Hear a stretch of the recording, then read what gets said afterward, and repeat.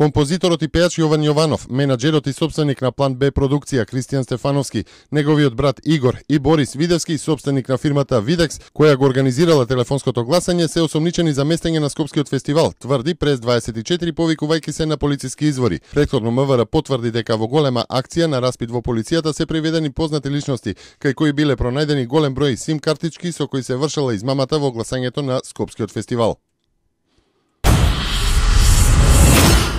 Коридорот 8 представува еден од стратегиските приоритети во транспортната инфраструктура за следниот средорочен период и во таа насока планираме да вложиме сериозен износ средства, изјави денеска вице-премиерот и министер за финансии Зоран Ставревски.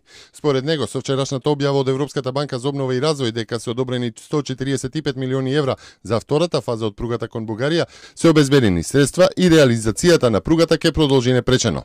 Тоа ќе представува главна алтернативна опција за транспортот во однос на постојниот коридор 10. Очекувам во следниот период исто така да се интензивира и градбата на патот од Кичево до Охрид и Струга и источниот автопат од Скопје до Штип, така што во целина и коридорот 8 и краците на коридорот 8 ќе бидат во фокусот на владата за следните 3-4 години и ќе има сериозни инвестиции во тој дел, рече Ставревски по потпишувањето на договорот за проектот за модернизација на патарините по коридорот 10.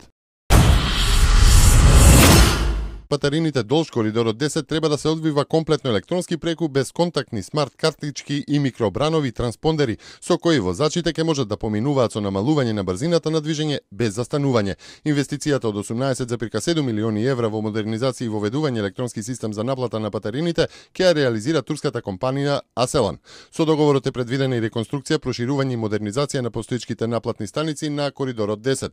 Според министерот за транспорт и врски Милејана Киевски, цената на патарините во Македонија не зависи од воведувањето на овој систем.